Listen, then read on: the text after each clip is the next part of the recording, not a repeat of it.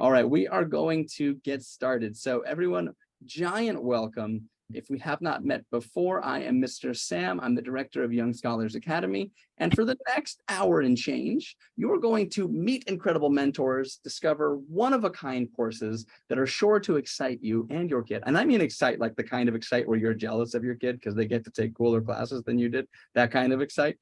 We're going to be plunging headfirst into a nurturing community. We're going to explore unparalleled support, and I have a bunch of cool, exciting secrets that are going to be coming up for you this fall, which include the Debbie Reber and Seth Perler coming here to Young Scholars Academy. So excited about that. Yeah, big deal. I'm shaking. Actually, I'm even nervous about it. Okay, so tonight there's going to be a lot going on. We've got laughs, tears maybe, that happened last time and almost every time, excitement, overwhelming joy, and that constant feeling that everything's going to be okay. Because it is. You may have doubted this, you may have had a difficult journey, and there may have been times when you've been told or felt the contrary, but by being here tonight, you're joining us as we make a real paradigm shift, as we go from a space where there was perhaps struggles to strength-based living, okay? You're part of our revolution. So whether you're here live or you're in the future watching the recording, hello and welcome. And I want to give a special shout out to families who I see, who I recognize, who are part of our community. Of course, there's a bunch of you who we already talked to. Say hi to Archie, so good to see you. The Kobayashi Hi. family, hello. This is amazing. Oh, it really does feel like we're getting back into the groove. Okay, awesome. So to those of you already in our virtual village, you're awesome. So happy to have you. And to those of you who are not yet, you're awesome as well, and we can't wait to serve you. So please, folks, stick around till the end, and we'll look at a little roadmap right now of what we're going to be doing this evening. So first, we're going to explore these life-changing course opportunities. Then we're going to meet our mentors. And finally, we're going to pop into breakout rooms with them. After you hear from each of our mentors about how we can serve you, you're going to have the opportunity to go into breakout sessions for up to 10 minutes to connect with them, ask them questions, build relationships, and all the good stuff. So more on that later. Okay, speaking of connecting with other people, if you know anyone who you think needs to be here right now, you thought so-and-so was going to be here, or you have a friend who you feel like would really benefit from some strength-based courses, then I would love to welcome you to pretty please share this with them. All right, so if you have a chance to do that, you can take and if you can share the link and the Zoom link invitation in the chat, then we can get people that link and they can share it with friends. All right, so again, if you know someone who's going to be here or should be here, please invite them. They'll thank you later. All right, so moving on. Last thing I want to do, I'm giving you conflicting advice. I just said, take your phones out maybe. But when you're done with it, I'd like to ask you to pretty please put your phone away and maybe minus that of any other distractions and things going on. Because if you have other things going on, you might be distracted. And I'd like to ask you to give it your all, be 100% present with us the best that you can, because this is going to be worth it. We're talking about your kiddo, your family, etc. All right, so you all are here tonight, part of this amazing conversation. I can't wait to get out of the way so you can hear from the people who really matter, who are our mentors and our families who show up for you each and every week. But before we do that, I want to share something with you. You're in a dream.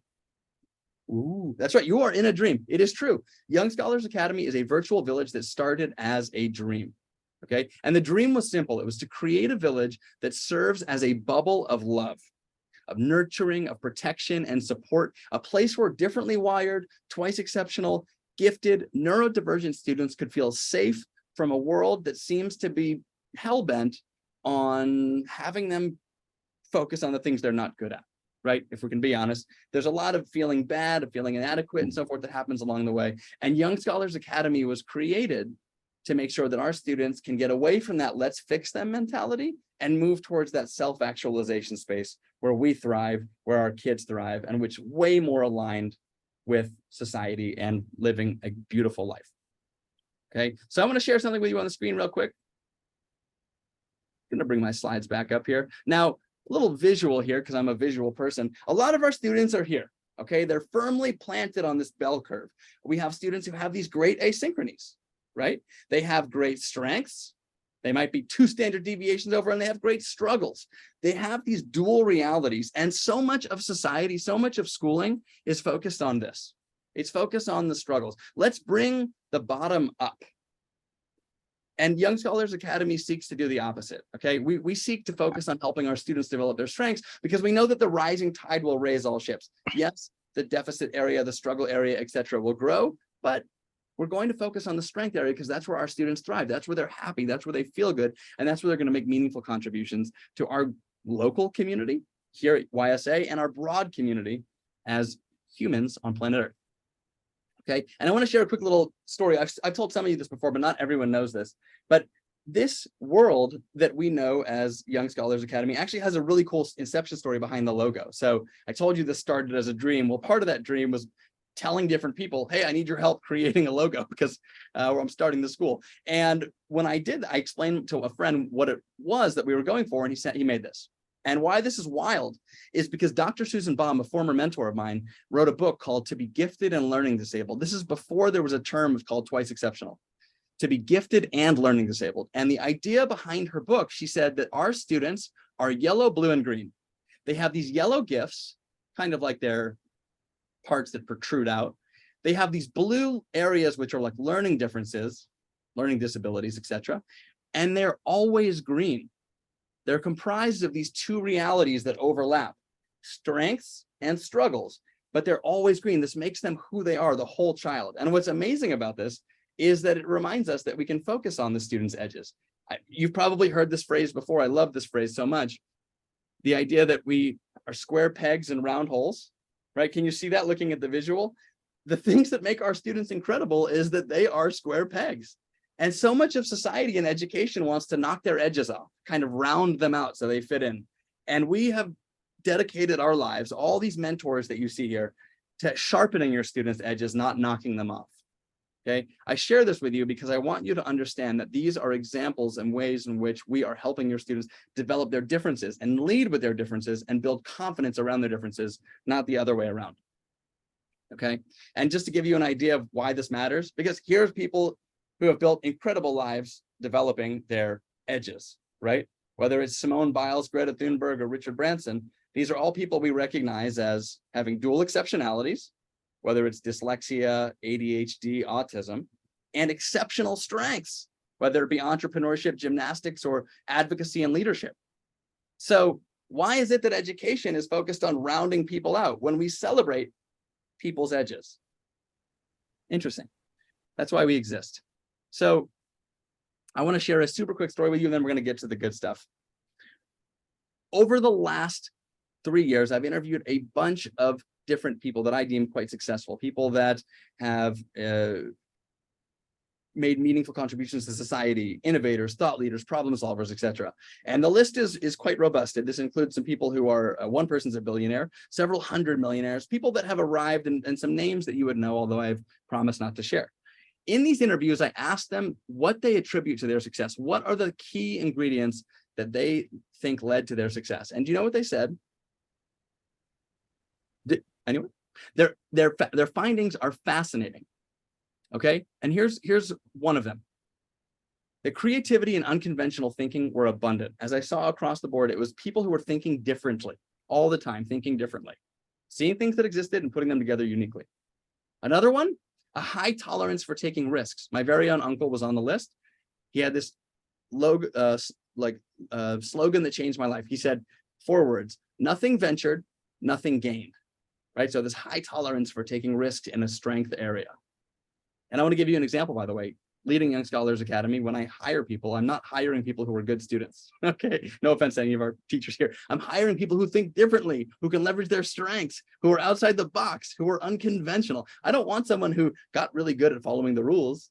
I want someone who maybe broke them and thought differently and created new spaces. Okay, so that's what we're talking about when we're talking about an educational revolution that aligns with our world around us. 2 last things. One big trend that came in through was the idea to spot problems and solve them with unique solutions. Think of the things that we use all the time. Uber, taxi cabs aren't available. I can't get them easily on my phone. Problem, solution, let's create an app. Okay, and finally, and this is a big one, everyone, if you're a little distracted, come back to me, or if you've got some earwax in your ears and you need to clean it out, but don't do it too violently. This is key. One of the biggest takeaways is that everybody that I interviewed is neurodivergent. Now, they didn't all know that, My very own uncle did not know the term, and I had to explain it to him. What do you think I've been doing for the last 15 years? But we talked about it, and the reality is that it's people that are differently wired that see the world differently. If you're a parent, you have a young kiddo next to you. If you're a kiddo and you're listening to me right now, the things that make you different are your superpowers. The things that make you different are the reason that you are put on this earth, and they are the reason that we're going to uplift you here at Young Scholars Academy and support you. Okay. So in other words, people who are really successful were successful in spite of their education, not because of them. And we have committed to flipping that script. All right, so let's get to the good stuff. I've gone on long enough. We are a yes and community, and I am so excited to share with you all of these amazing yes and educators.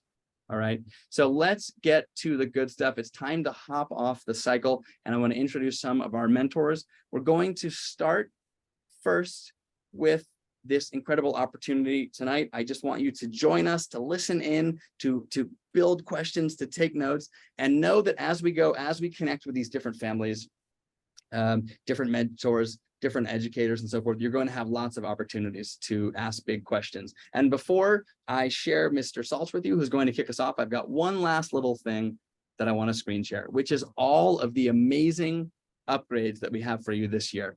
Over the last year, we interviewed our 200 plus families in several surveys, interview bouts, and so forth.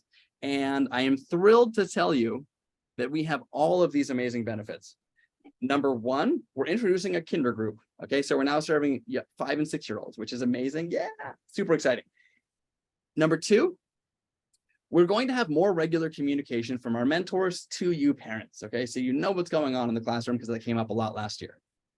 3, we're going to have more parent and student events, working on doing that all the time so that there's more community building for you outside the class. When you join, you're not just taking classes, you're joining a virtual village. Okay.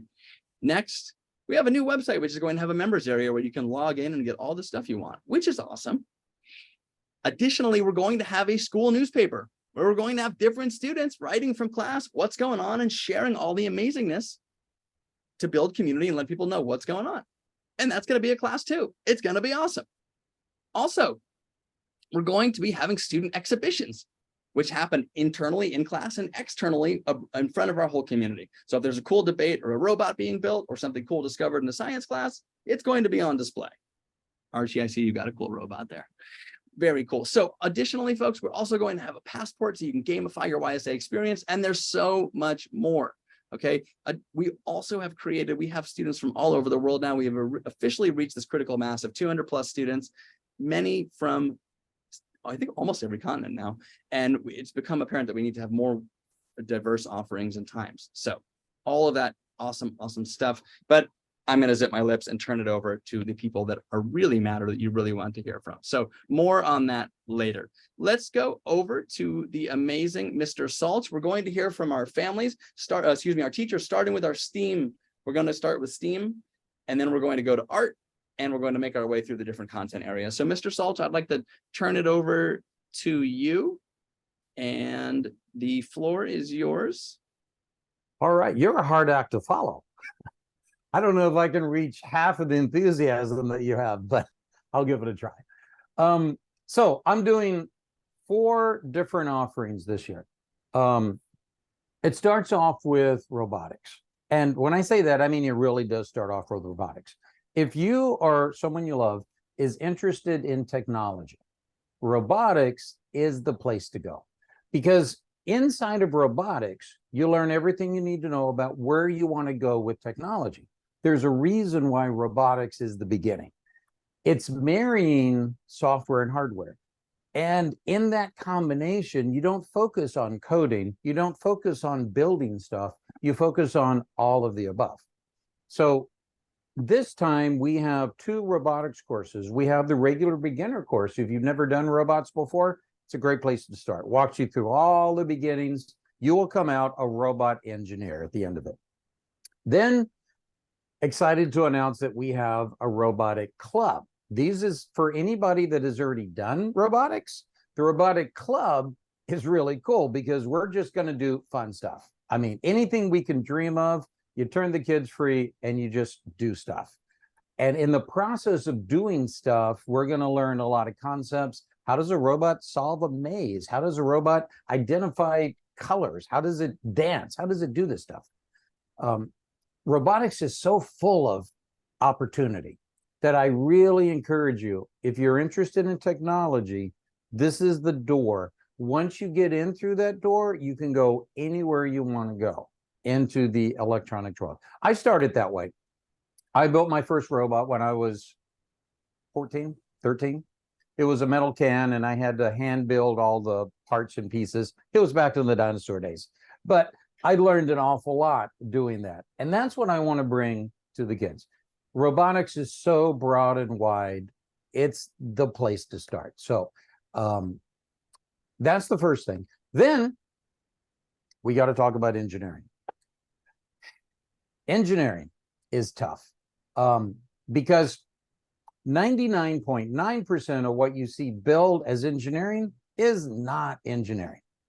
Now, I say that because I'm a lifelong engineer. I've been building stuff, designing stuff. I've got patents. I've done all of that. One of my favorite designs is now running at Microsoft. They sell it. I know what it takes to be an engineer. I've hired engineers all my life. What they're teaching in engineering is not engineering. You don't get a kit and they have instructions about how to put it together, and then they ooh and ah about this thing works great. That's science class. There's nothing wrong with it, but it's not engineering. Engineering, this is what I tell my kids. Engineers are different because engineers do not read instructions. They don't exist. Engineers write the instructions. And that's what we have to learn to do. If you want to go into any form of engineering, I don't care what it is, the principles are all the same. You have to explore, you have to learn to think bigger and see bigger. You have to see solutions that are hidden behind the scenes. And that's the sort of thing that we're going to do. In the engineering class, we combine an electronic kit with your kitchen garbage can. I'm serious. Because in the kitchen garbage can, you find the best and the cheapest materials. You have yogurt tubs, you have water bottles, you have cereal boxes. This stuff is great. You can build so many things. You would not believe what I have seen built out of the kitchen garbage can. Seriously, it's amazing what these kids can do when you turn them loose and don't tell them what to build. At the end of all of my courses, I always ask the kids, what was the most fun thing about this and what was the most challenging?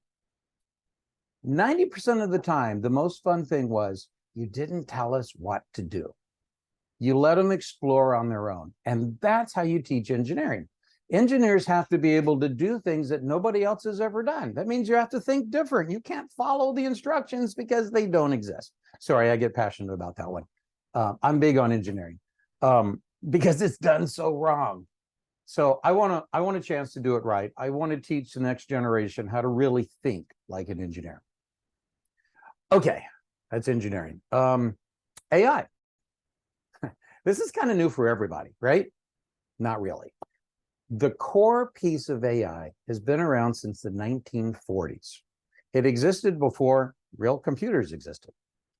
But something happened about 2 years ago. A paper was written. And then a few companies grabbed on to the concept inside that paper. And last year, this industry just exploded. And now everybody has AI. You can't tie your shoes without asking this thing how to tie your shoes. It's everywhere. So it seems like it's time to start learning what's going on inside the box. Sure, it's fun to learn how to use it. It's a lot of fun. And I do that too. But this course is about what's inside, what's going on. Something amazes adults when sometimes I have adults sit in and listen to the classes, and I always hear, what? In the background. Something like ChatGPT, believe me, it knows nothing. It's a word predictor. That's all it is. It's a big fancy computer that can predict the best word given the context of what you said. It knows no facts. That's amazing. But that's the sort of thing you need to explore when you want to get into AI. How does it really work? The neural network. So in this course, we're going to build one. There is some free software you can put. It's Java software. It works anywhere, any computer. And you can build your own network. in this course, we're going to build a little mouse brain, and we're going to teach it to like cheese and not like flowers, or reverse. If you want to be really strange, you can have it like flowers and not like cheese. We're going to train this little mouse brain to do stuff. And in the process of that, we're going to connect it to ChatGPT and the like. There's actually a dozen of those things out there now. So we are going to touch on the topics of, is AI going to take over the world and we're all going to die? Probably not. We're going to touch on those things. But my goal is to let everybody understand what's inside the box. I've been dealing with AI before I retired. I'm as old as a dinosaur now. I'm retired. But before I retired, I was dealing with AI all the way back in the late 90s when I started. And I've seen this big explosion. So I want to give that inside understanding to the next generation of engineers. Let me tell you this, to support what Sam said, it's the people that think differently that make new things.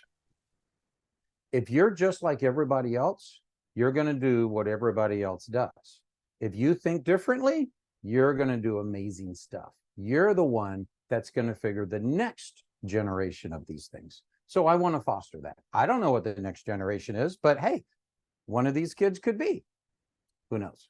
I want to open that door, and by understanding, you have the ability to go further. Okay, so that's AI. It's going to be a lot of fun. It's actually the first time I've done this class, so we're probably going to make a lot of mistakes, and that'll be fun too. The last one is entrepreneurship. In addition to being an engineer, I didn't mention, I have been an engineer mostly in startups. I've done business. My first business was before I was an adult. I didn't do too well, by the way, but you know, you learn from your mistakes.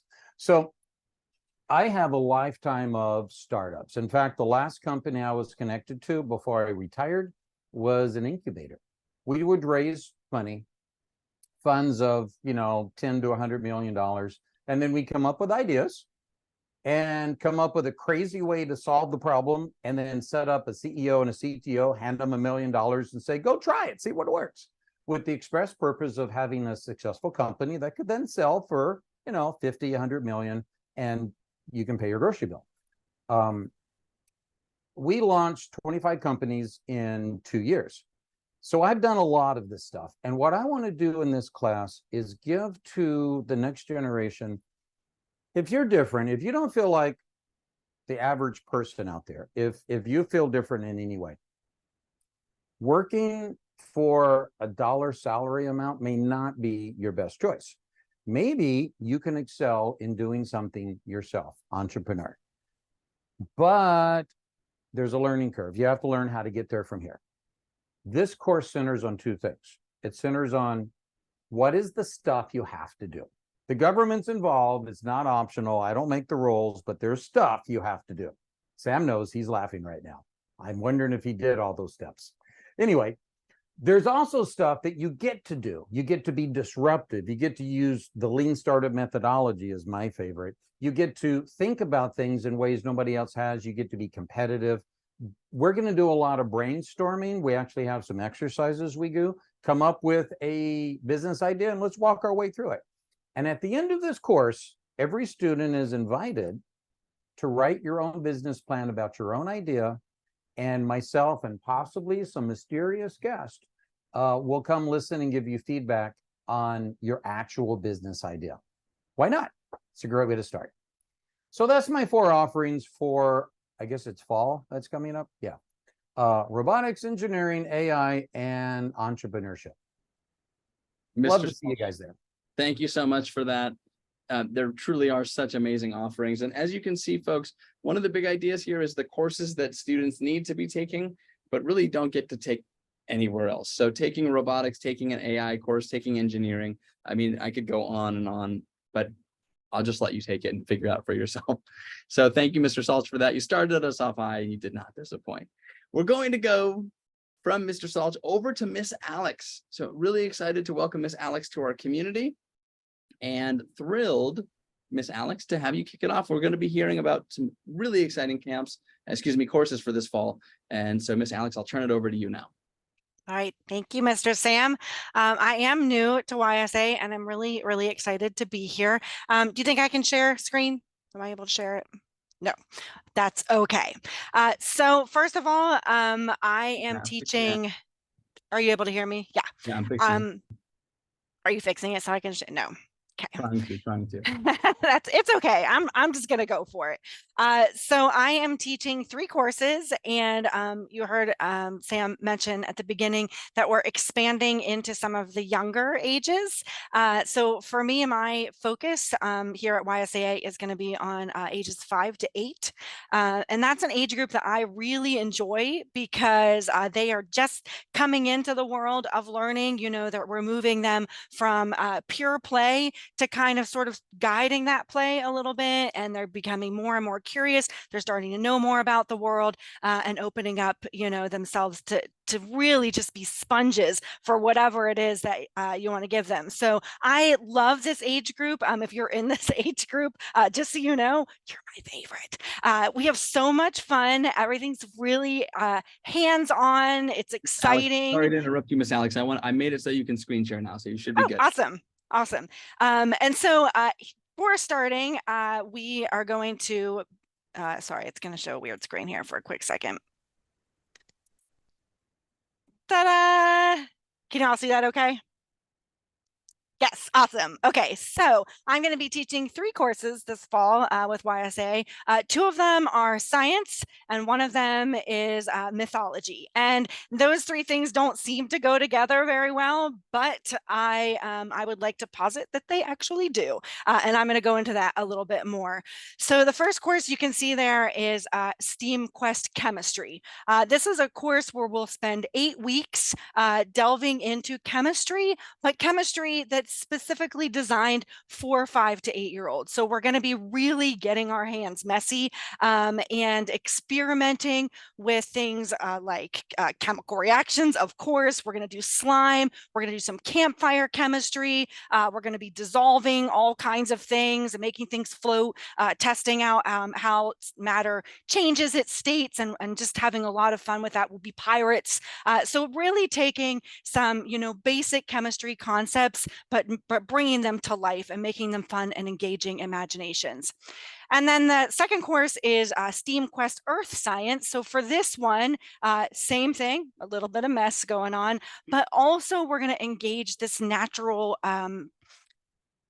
want to explore the world, right? We're just coming into our knowledge of the world. We want to know more about it. How did it get to be the way that it is? How does it all work? And so in this class, again, we'll do a lot of hands-on experiments, but we're going to explore things like the rock cycle, different kinds of rocks. We'll go on a little virtual rock hunt together and find all kinds of things. We're going to talk about dinosaurs and the prehistoric past, continents, volcanoes, everybody's favorite, right? Earthquakes. So really exciting stuff about how our Earth was formed and how it's changed over the years. And then my third course is mythology, which seems like a total departure from the others. But I would say, again, that it is not. So first of all, I'm going to teach all 3 of these courses using the same general approach. When you're working with 5 to 8-year-olds, we all know that you want to be really involved and engaged. And I mean, really at all ages, right? Because I basically teach the classes that I want to be in all day. It's very hands-on. We're doing a lot of projects. We're also doing a lot of experiments. So on some cases, we'll be doing more guided things that help to lay a foundation. And then other times we'll take those foundations and we'll kind of open them up and let them play and have fun and come up with their own ideas.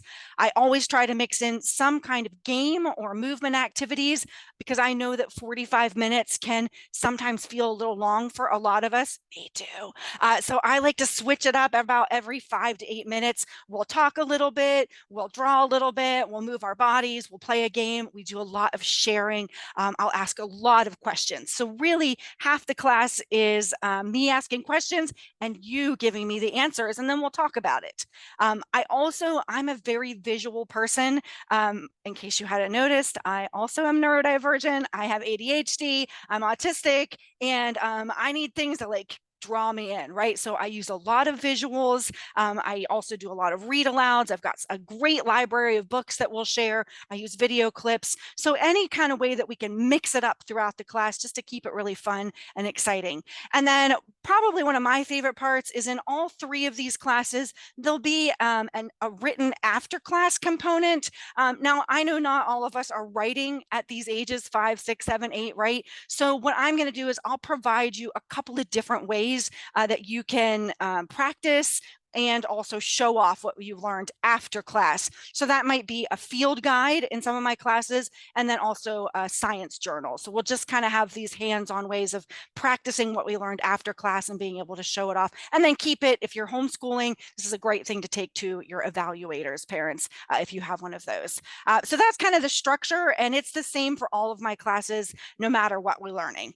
Which brings me to my last thing, which is that science and mythology don't seem to go together, but they do for me for a couple of reasons. The first is that I only teach things that I have a special interest in. I have a lot of special interests, so I have a wide range of things to choose from, but these are some of the things that I'm particularly curious about. And so for me, it's easy to bring all of that excitement into the classroom that I'm hoping that your children are also feeling, or you are also feeling toward those subjects. And then we can kind of delve in and explore it together.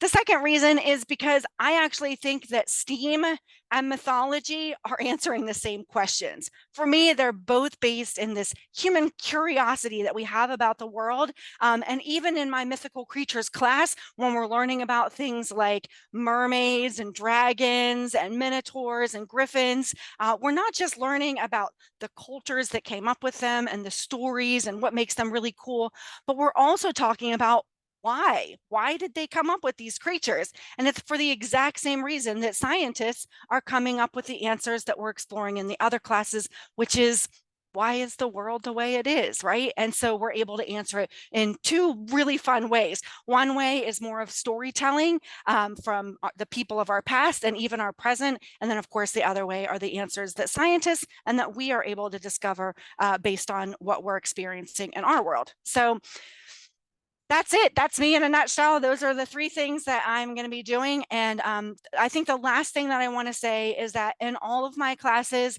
especially my science ones, the thing I'm really going for is we're not going to become experts at any of these topics, right? This is a sampler. What I really want to do is just ignite excitement for learning and building on our curiosity and learning how to be together and connect and just explore the wonders of the world as a community. So that's me. Miss Alex, thank you so much for that. And again, always hitting on these key YSA values, this idea of igniting a love of learning and saving learning for those who have really maybe had the fun taken out of learning, because so much has been focused on deficit development and so forth. So thank you for that. And guys, when I interviewed Miss Alex, we did a demo lesson and I was like, can I please take this? I wish I were 5 again for many reasons, but that taking Miss Alex's class would be one of them. Awesome. So excited. We're going to move over to Mr. Z, another fantastic new addition to our STEAM department here at Young Scholars Academy. And Mr. Z, Miss Alex is catering towards our younger learners, our youngest kinder group. Mr. Z is not. Mr. Z is on the other end of the spectrum. So Mr. Z, let me turn it over to you. And we're so excited to welcome you. Sure. Thanks for introducing me, Sam. I'll hope to keep that excitement going. So my name is Mr. Z. It's just the easier way. I've been Mr. Z for many, many, many years. I am teaching math for life this year. So really what I see math as is it's just something that surrounds us. It is all around us all the time. And so what I wanted to bring with talking with Mr. Sam was a class that could get into the math that actually surrounds us and we see every day. So one of the main things we're going to focus on is statistics, but we're not just going to focus on how statistics work. We're going to focus on all the other parts of statistics that we don't normally talk about and go really into these systems that we have designed everywhere around us. So everything from the history of some of it and how it came about and what came to make these statistics the way they are, to ethics, because a lot of statistics nowadays, everything that you see, like your car insurance or, you know, where everybody is getting their money from and different investors and everything like that, a lot of it has to do with statistics and things that were set up years and years and years ago. And we've got a lot of history of various pieces of inequality in our country and in the world because of those statistics. So we're looking to figure out not only how we can build better statisticians and better people who can learn how to use the statistics and how they figure out, but also people that can build a better world. You know, if you know where this is coming from, then you'll be able to use that information. You'll be able to work against the things that you consider unjust and work towards the things you consider just. So we've got a lot going on with this. We're going to be starting off basics and starting on how these statistics work and how these different parts of it work, but we are going to expand out with multiple projects going to a variety of things. We want to see, you know, where statistics have been used in the past of the country to do things like redlining, for instance, and on how you can tell exactly how healthy you're going to be by your zip code, which is a big statistic that you see nowadays. And then how these things can change. Where are the weapons of math destruction that are out there? Because there are a lot of them, actually. And you know, talking about AI and other things like that, we do see a lot of math coming back and forth that do various things that are sometimes great and sometimes horrible. And so we need to know the difference, and we need to know how to make these systems better. And so, like, keeping up with the same things that were said before, it's the people who are going to think outside that are going to be able to make these better systems, because they'll see what they're getting in terms of differences and understanding that that is not just, and how you can make it better. And so just to kind of keep on that, I know math for a lot of people is a 4-letter word. But this is a math class that you don't actually need to know every single thing about math. You don't need to know all of your arithmetic to do this right. You know, there's a nice thing with math. We can make it graphic, and we can have graphs, we can have plots, we can have various things that we're doing with that. And we have a lot of language that goes into it. So I'm aiming to make a math class that is not only doing some math, but learning how to be comfortable with math and how to be comfortable with math in all of its forms. So, you know, I am a relatively new hire here. I think I talked to Mr. Sam, I think it was only 6 weeks ago by my reckoning, but it might have been a little longer than that. I do have, I'm not neurodivergent, but I am surrounded by it. I have 5 kids who are neurodivergent, and every single one that Mr. Sam ticked off, I was going, yeah, that kid, that kid, that kid, that kid. I've been teaching for quite some time, and then I've also been a programmer in the past and dealing with lots of people who are neurodivergent or doing other things that you know, may look different, but you know, it's such a source of strength and such a source of just ideas. And the more divergent we are, the better off we are, because the more that we can spread out and say, oh, hey, look at this, oh, look at how we can do this, the better off we're all together. So that's kind of where I'm coming from this, and I want to have a math class that people are excited and enjoying to come into, that it doesn't matter if you know exactly what 2 plus 2 is, but it does matter that you actually think about what it means when we ask the question.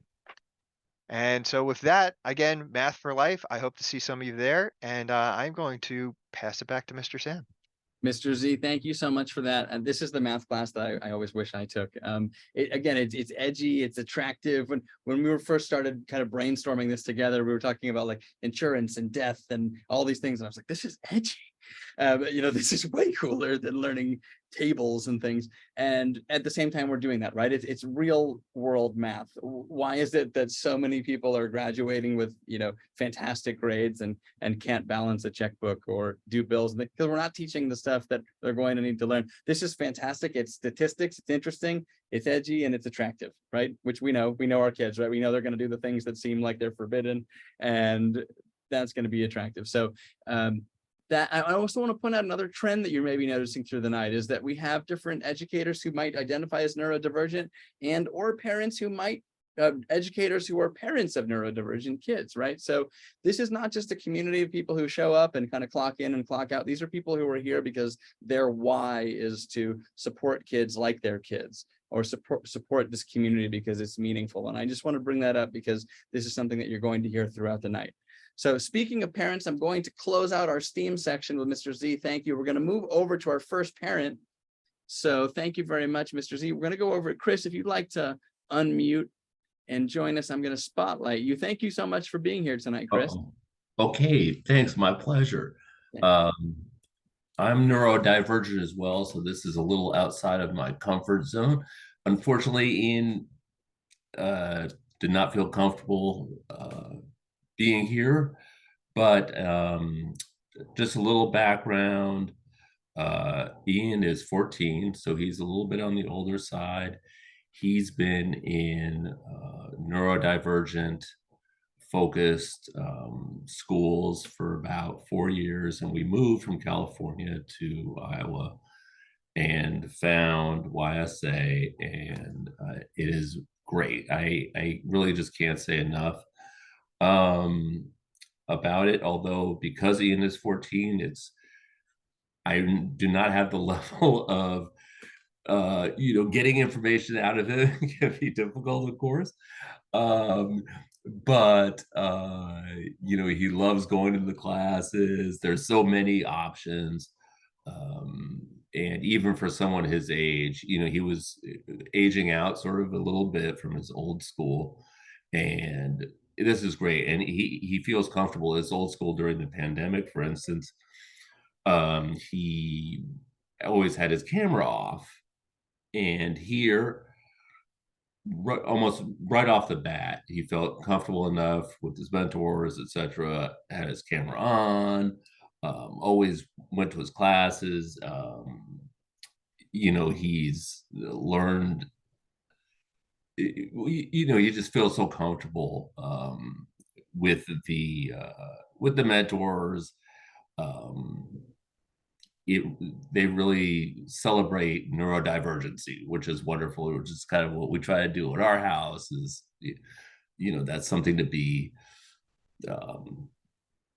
celebrated. And he has a favorite teacher. He wants to take more classes than he can. We've gone through two special. First time I think he did 5, and then the second quarter semester he did 6, but he wanted to do like 9, and I had to like put the brakes on a little bit. And his classmates, they're all good, and he's looking forward to exploring more, and I'm really excited to hear about all these new things, which just sound great. And I know my understanding is that there's like AP courses maybe even available next year, which I'm sure you'll talk more about later. And I didn't prepare for this at all. So you did a great job. I appreciate you. And I want to thank you. I want to say 2 things. One, I appreciate you being here. As you said, you identify as neurodivergent, and this is outside your comfort zone. That, by the way, is one of the #1 reasons parents feel uncomfortable speaking here. And so I want to say, to that end, I appreciate you modeling that for our families, for our kids, and for Ian, and saying, this is something that was maybe scary for me, but you did it because you believe in it. And I appreciate you doing that, Chris, because I think it shows just how much Young Scholars Academy means to you and to Ian. I wish I had Young Scholars Academy myself, of course, as everyone does, right? Every class, like, oh man, that's like Mr. Z, what you're talking about. Oh, everything is like, wow, but yeah, in any case, Mr. Sachs, you're great. Yeah. It's funny because some of the teachers messaged me while you were speaking saying, wait, is that my Ian? And I said, yes, that's your Ian. That's the Ian from your class. And they said, I love Ian. I got 3 messages from 3 teachers. So I love Ian. So it's such a beautiful thing to see. And I so appreciate you, Chris, and Ian being a part of our little virtual village here. Thank you. Yeah. Thank you. Okay. So we've heard from our first family tonight, and I told you it was going to be an emotional, moving night, and I think that we have delivered here. We're going to keep it moving. Going on from Chris and Ian, we're going to now go into art. So we're going to move over from the STEAM world. We got another message, another mentor. So that's 4 mentors saying, I love Ian. We're going to go over to the art world now. We're going to start with Amy, and you're going to hear about digital art and narrative design. Then we're going to move over to Miss Jackson and art world, and we'll hear about improv and theater. So Amy, I'm going to pass it off to you. Amy's another new member. You can see that we are growing to show up for all of our students, because our students have such unique interests and curiosities. And so I think it's just so important that we shout those out. Before I go to Amy, one little thing I want to highlight from the chat too. I just love this. I got a message from Zach's mom saying, thanks, Ian's dad, that the kiddos have really enjoyed being in class together. So again, you can see the community right here live in the chat happening. Families coming together, making friends. By the way, I recently did a survey. 43% of people at Young Scholars Academy have exchanged contact information outside of Young Scholars Academy. So we've got people who are hanging out, and we actually have 2 people who found out they live near each other. And one of those happened, by the way, in Golden Gate Park, where 2 kids ran into each other. I mean, how great! They were like, just like saw each other in real life and was like, wait, are you Cooper? You know, it's like Brady Bunch, but 3D. And they were right, and now they're friends IRL. So wild. Anyway, enough of me. I want to turn it over to you, Amy. Let's hear from you about digital art and narrative design.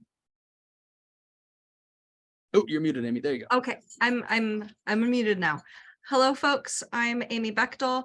I am a neurodivergent individual and educator. I'm actually loudly and proudly autistic and 2E myself. So I'm happy to be in the club with all of you. I think it's a really great place.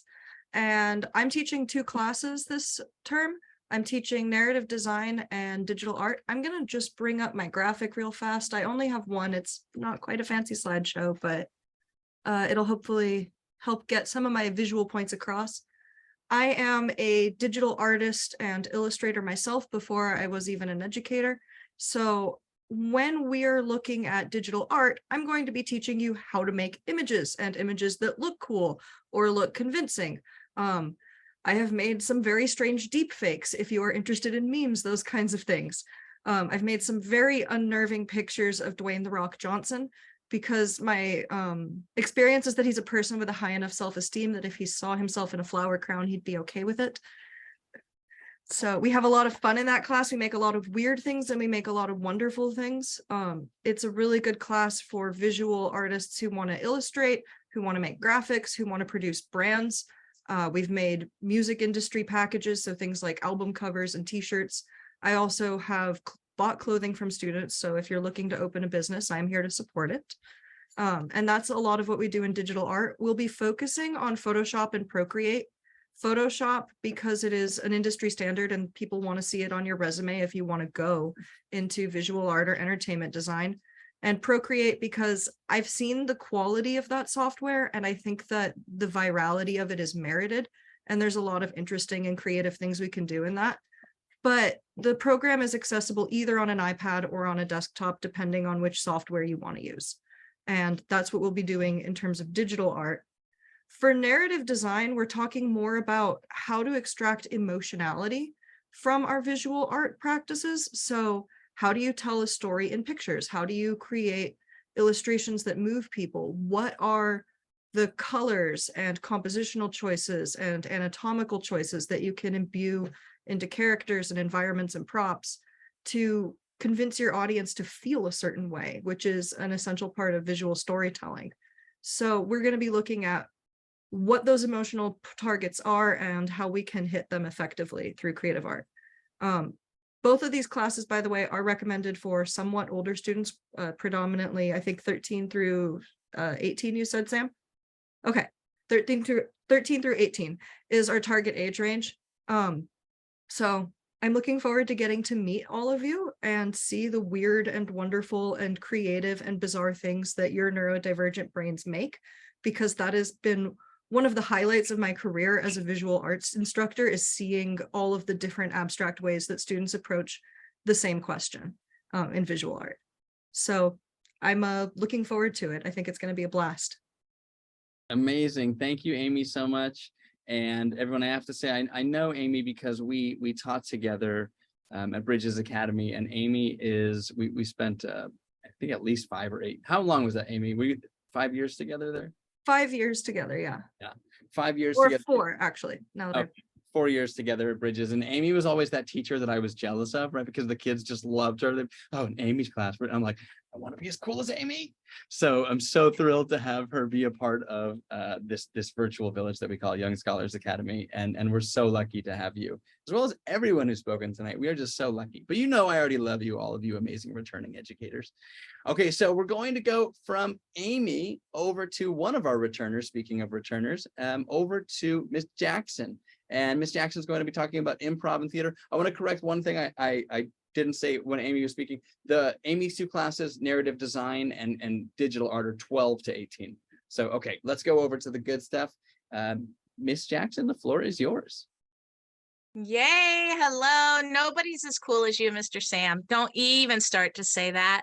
So really, those of you, I mean, I guess you all have neurodivergent children. Mr. Sam is a safe place. He gets the mentors that really get it. And you're in the right place. So I want to say what everybody has already said, that I don't want to be a mentor anymore. I want to be a student, and I want to learn about entrepreneurship. And I never thought I would say I wanted to learn about math, but Mr. Z, yeah, you just sold it for a truly artsy person here. I've been teaching theater for 27 years, and I produce shows. That's what I do, is I get local children on a stage. Right now I'm doing adult theater, Wizard of Oz, and I'm having a blast. But I have to say, Young Scholars Academy has won my heart. Those kids, I think Ian was mine too. I love that kid. These kids are fabulous and wonderful, and I just enjoy them so much. I teach improv, acting, and I teach theater arts, which is actually putting on a little play. And we take a script and we have auditions and we create characters and we learn lines. We do all of it just as if it were in person, except it takes away all of the anxiety, because they don't have to remember lines necessarily. If they like to memorize, they can, but they don't have to. The script is right here, and they don't have to remember entrances and exits, and they don't have to get stage fright because they are talking to a computer screen. So it's all good. Improv, we work with thinking quickly, interacting with one another, creating characters, all sorts of important things. Of course, for theater, but actually for real life, right? And I just love it. So usually because I love it, they love it. I am going to read to you from my notes because I said it right here and I want to get it right. My objective is for students to leave my class more comfortable socially, more in touch with themselves, more in touch with their creativity, better able to express themselves while gaining a stronger understanding of the building blocks of creating and structuring stories, and above all, to feel loved and accepted. These classes build confidence and self-awareness. I said it pretty good there. So I think that covers it. Anything else, Mr. C? Oh, I am a parent of a 24, 21, and 19-year-old children who are so very 2E, cannot even tell you. And I love it. They're the best. They do. They think out of the box. They're brilliant. They problem solve.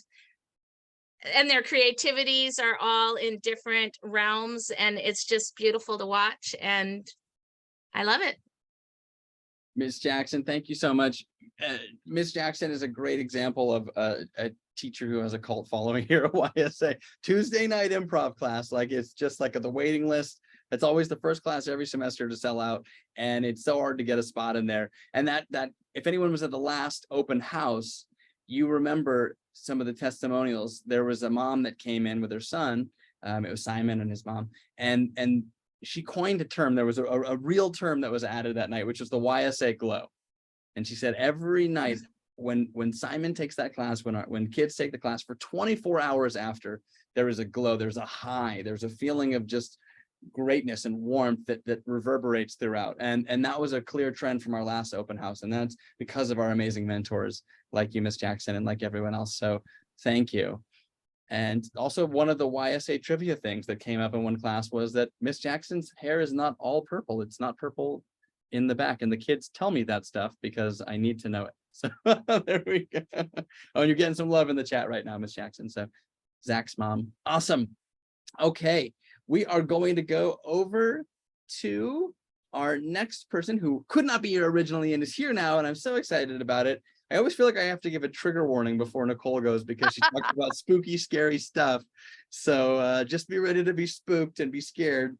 Let's go over to you, Nicole. Thanks so much for being here. And we're going to be talking about our humanities classes. Nicole is one of our homeroom teachers, but we're going to be mainly talking about her history classes now, and we'll get into homeroom a little bit later. Thank you so much, Mr. Sam, for the warm welcome. In fairness, all of my classes everywhere I teach always have trigger warnings that come with them. You're not the only one. Because friends, I am 2E and I have very specific tastes. I feel like dates in history are boring. That is not what I teach.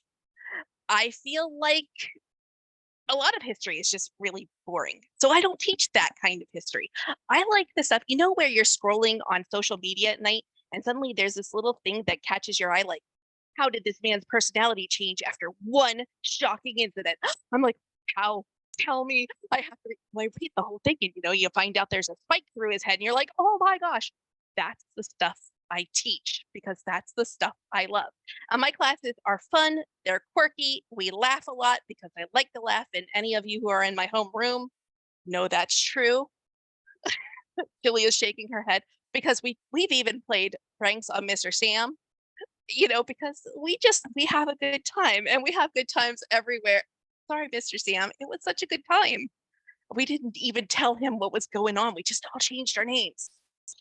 So, but that's out of the bag. So I'm not gonna like tell you all the dark and crazy kinds of things we do in my class, but I'm gonna give you a quick little preview of what you can kind of expect. So these are my slides and all of my videos and content for my DB Cooper class. So some of my classes are, hey, let's do a cool mystery because we can learn about history through really unique, fun stories. And then we can learn about corporate greed through the molasses flood, right? And then we can go a little bit spookier and learn about the history of firearms and spiritualism in the United States by talking about the Winchester House and whether or not it's haunted. And then if we want to go a little bit darker, we talk about the plague and Poveglia Island, which is this little island series, little 3 islands in nearby Venice, where they would send plague victims to. And then we have things like serial killers. So depending on the age level of your child, depends on which history class you're going to sign them up for. I know some of your kids, they're going to like all of that. And they're going to sign up for all of that. And some of them are maybe a little bit more on the timid side. That's also okay. Stay with the lower level class. But all of it is going to be fun. It's going to be unique and it's going to be quirky. I am 2E. I have 4 children who are 2E. I have 19 foster kids. I love children. I love them as human beings. I love talking to them. I like having conversations with them. I like getting to know them. So my classes are conversational. We are going to talk a lot. My classes teach critical thinking. Well, what do you think is going to happen? Why do you think that happened? Well, what do you think happened next? Do you think that should have happened? What would you have done differently? Right? There's like a million ways to learn about history in a really, really unique and fun way. And my classes are extremely visual. I use a lot of video because I feel like we learn better when we see it as well as hear it and then say it. So I have this repeating pattern in my classes so that we really can learn to understand history, but through the stories, through these fun, quirky things. Like we're going to talk about colonialism through the Roanoke's disappearance. We're going to talk about these really unique ways of looking at history. So you learn the important stuff, but you learn it in a really fun way. I'm just very excited to bring this here and to teach this here because I love homeroom and I love my students and I was so happy to see some of you in here. But history is my jam. Nicole, thank you so much. And we'll be talking a little bit more about what homeroom is exactly when we get to Miss Anna. But I want to just say that Nicole and I every semester play this game where she creates a video of what the class is going to be about, and then I say that's too scary. Can we dial it down a little bit? And then we go back and forth, and we end up with the courses that we offer you. So we've got some really exciting stuff. And I want to point out another trend here, folks, is that Nicole's got the history detectives and haunting history again. One is for older students, one's for younger. And this is the thing at Young Scholars Academy. If you're ever unsure if your kiddo would be appropriate for that, like, it's really hard to have, we do the impossible, right? We try to have age cutoffs for asynchronous kids. If you're ever not sure where your kid can be, write us. We override these rules all the time. They're recommendations, okay? So please know that that's really flexible. And also I want to say something, Nicole brought up a point where a lot of the stuff that our kids are looking up outside of school, we are just building classes around that, right? I shared that quote with you that a lot of successful people were successful in spite of their education, not because of it. And we're trying to reverse that tide. We're trying to flip the script and take what students care about and build learning around that, not have it be something that they need to look up on their own outside of school. Okay, we're redoing what school can even look like. All right, so we've just heard from an amazing humanities person and our art folk. We're now going to move on over to another family. So I'm really excited to bring on Jilly and Jen. And we will, if you guys want to unmute, you can join us. And I'm so thrilled to have you. I'm going to spotlight you. Thank you for being here. Sure. I'm going to go quick and first because, as you know, Jilly will just, tell you how it all is, right? So we'll have been in YSA for a year come this fall, I'm pretty sure. And for us, we had a lot of conflict, right? A lot of like hardships at home and like, I guess, arguing and, just uneasiness, right? Before we found this community. And also we are, I don't know if you, in a lot of the blogs on YSA and the literature that Sam provides, there's that space of your kids in the middle, right? They're just lost in that like void, right? They don't have this diagnosis or this. They don't really have like a label and you're just in the middle. So Jilly never had that. So that was why everything was just so like, what do you do now, right? Like no one's listening to you, no one's supporting us. Like you're just in this void of doom, as I used to call it, right? And YSA has filled that gap for us. And that's been super great.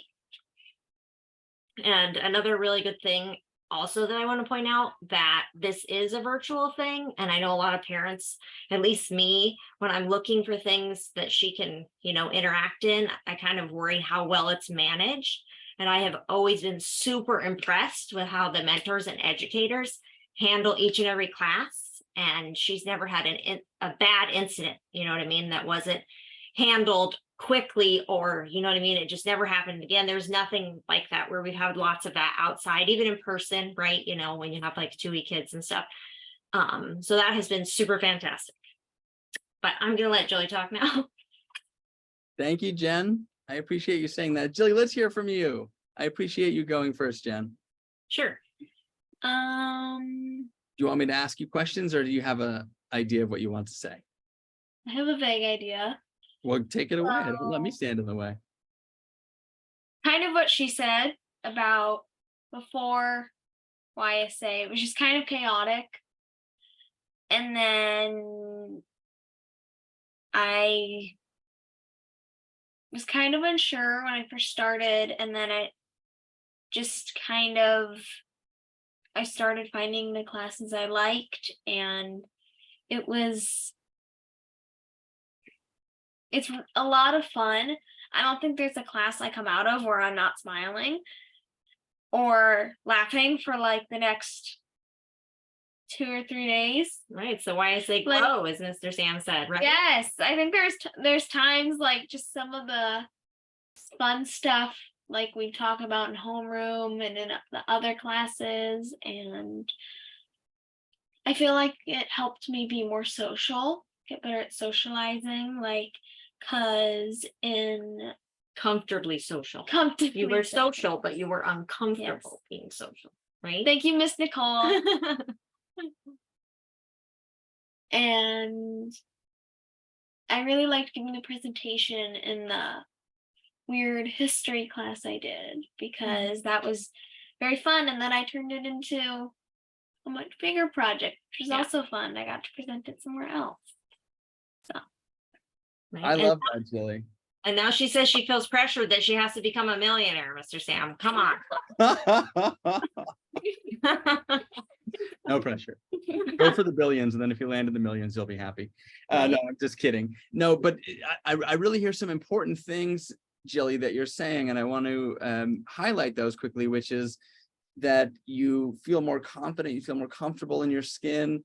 You're doing work that you're excited about, and you're sharing it, and you're feeling, it sounds like, really good outside of class because of class. You wrote me once and said something about a zoo, something that happened at a zoo or something. You remember that story? Would you share that quickly? You want me to share? I have no memory of it. So, Oh, that's okay. It's okay. no, Jilly's very curious, right? Like, super curious. But so we were at a zoo, and there was a zookeeper, and she walked up to them and asked them questions all on her own without making me ask them. So that's that story.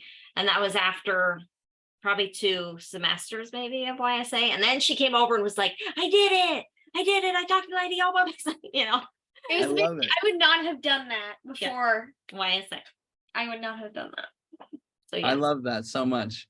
And you're also getting some love in the chat too from Zach's mom saying that the same thing. So really just so thankful for you guys being a part of our community, Jilly and Jen, and thank you for sharing your story. And I just love to hear that you're seeing and feeling and living these transformations, having been here for so long.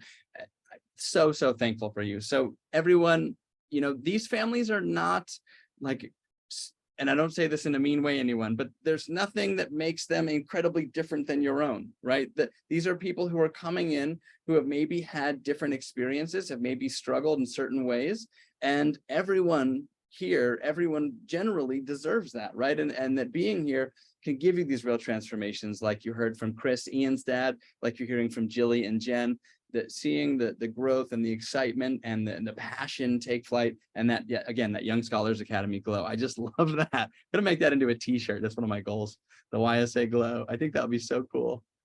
Mr. Salch's entrepreneurship class is gonna have to figure that out. No, I'm just kidding. All right, so we're going to move on. I want to give a big shout out to our families. We're going to go now to our social cohort. So we're going to hear from Megan in D&D. We're going to go over to Jolene in Minecraft, and then we're going to go to Miss Anna, who's going to tell us about homeroom and fitness. And then finally, we'll hear from our last family, and then it's going to be time to gear up towards those amazing breakout sessions that you've all been waiting for.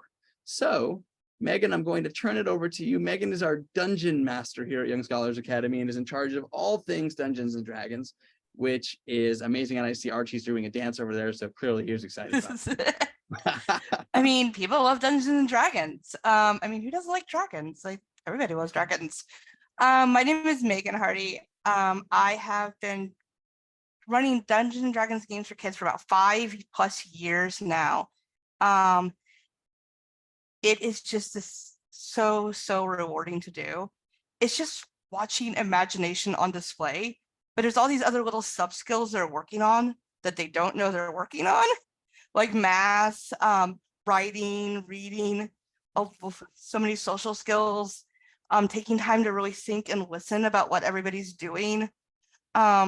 You'd be amazed how quickly you start to do math in your head when you're doing Dungeons and Dragons, because you really want to get like your damage in and move on to the next thing. And people are really excited and they help each other. I had a class today where students were kind of unsure of what to do. And one of the players was experienced and they were helping the other person going, well, if you do this and you do that, oh, I could do that. And it's just kind of watching the teamwork just happen, but all in the guise of a game. So, I always kind of, when we're having fun, we tend just to kind of relax. And that's typically what Dungeons and Dragons does. And I see that especially in neurodiverse kids, my own included, that they tend to relax when they're just having fun and doing something they enjoy. And rarely do I meet somebody who doesn't enjoy playing D&D or RPGs. It's a chance to be somebody else. You want to be the knight in armor, go for it. You want to be the wizard who casts spells, you're that person for an hour and a half. And you have total control over the world you're in. And I think that's also a really big selling point for Dungeons and Dragons, kids especially sometimes feel like they don't have a lot of control over anything. And sometimes it's unintentionally, like that's just the way they're dealt with a lot of times at school and other things. And in this particular area, they run the show. I just kind of tell them what's happening and they make all the decisions. I had a group earlier today they ran across a hag and they were using persuasion checks to trick her into giving them stuff. And they were so like clapping for each other as they managed to pull off this scam, so to speak. But it was like, it was working together and just a problem that I never would have solved one way, but a group of like 5, 12 to 13-year-olds totally figured this out in a way that I wouldn't have. And that's really what I bring to the table with this. I have 2 children of my own that are neurodiverse. And so I have a lot of experience with that. And one of the things I run into with my own children that I find is really good with Dungeons and Dragons also is my kids, and I know Mr. Sam addresses this some, are really nervous about making mistakes to the point where sometimes they don't want to do certain things because they're scared that it's going to go a certain way. And there aren't mistakes to be made. And it's just kind of a fun experience where you roll the dice and it happens, and anything you say your character do, they can kind of do. And it's just pure imagination, as I said, and you get to just be free. And I've seen kids that have come in very nervous and stayed, and by the end of it, they are fully engaged and fully active.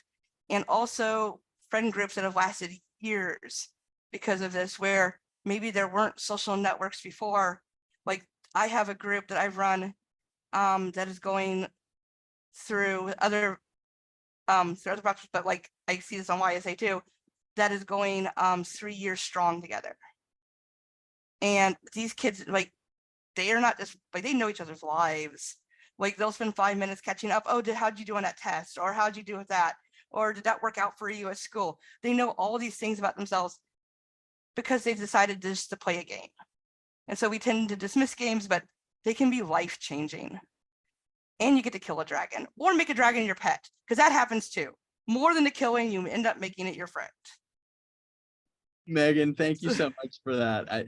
You brought up so many points I want to quickly hit, which one of them is, again, we see this real growth because D&D is so empowering. It's the epitome of a yes and, right? We're not saying no, we're asking how they got to that or what that might look like. What are the ramifications?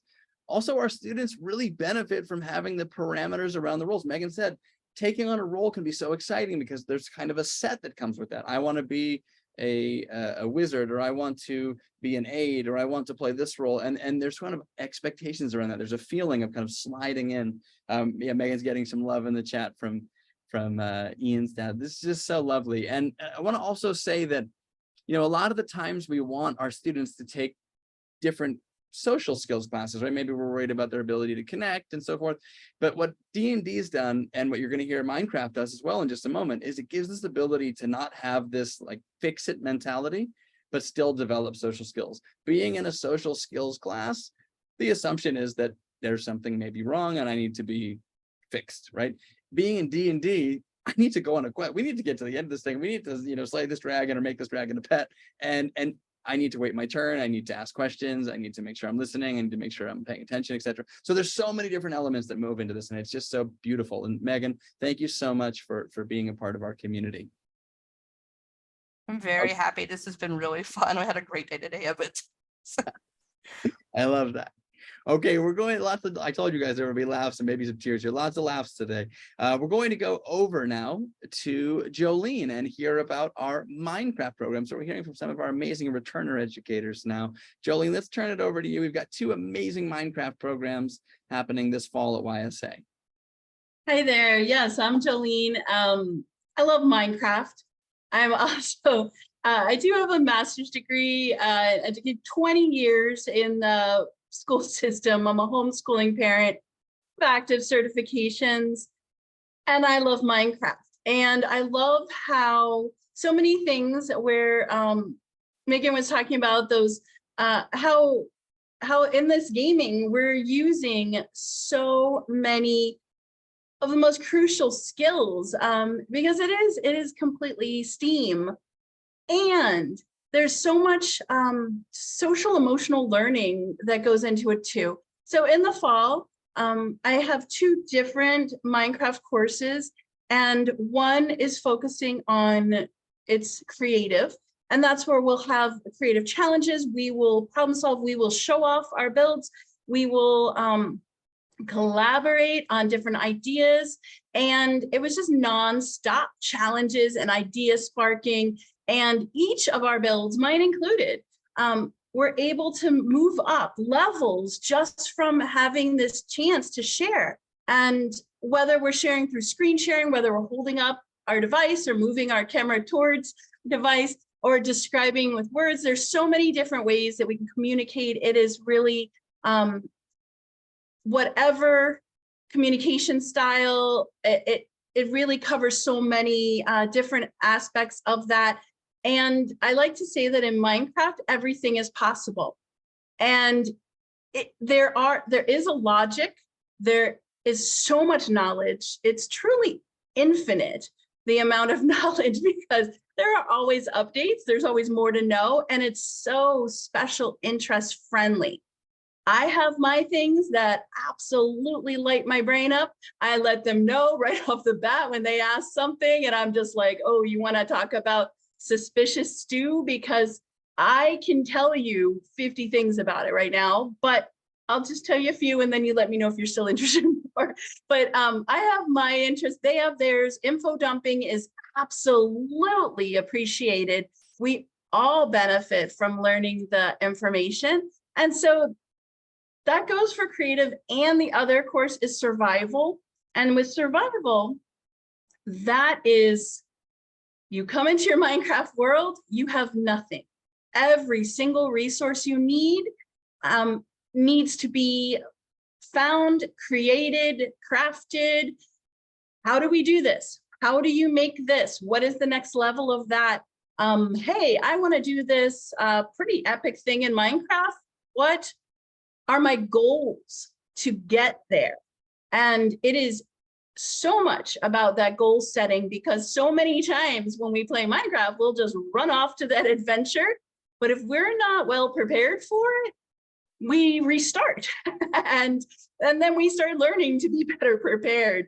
And that's where it also comes in, resilience. I am Minecraft education certified as well. And yes, that's a thing. And resilience is one of the biggest things that Minecraft, the kind of teaching behind Minecraft is about. And I know for me, that's a hard one. I have all my stuff. I jumped too high and now I don't.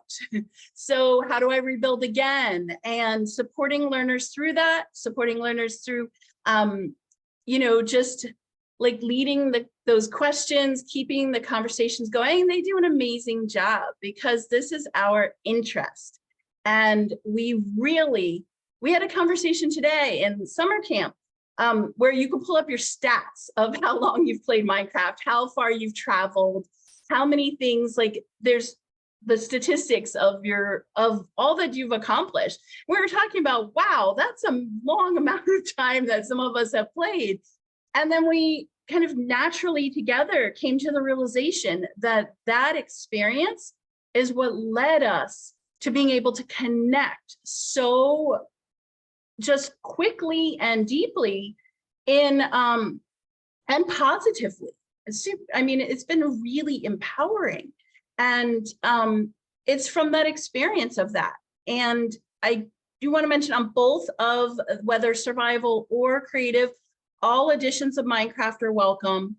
We have a big open door here. The learners, everyone's playing in our own games. And so there is not a need for sharing any kind of gamer tags or any of those things. So it's super safe.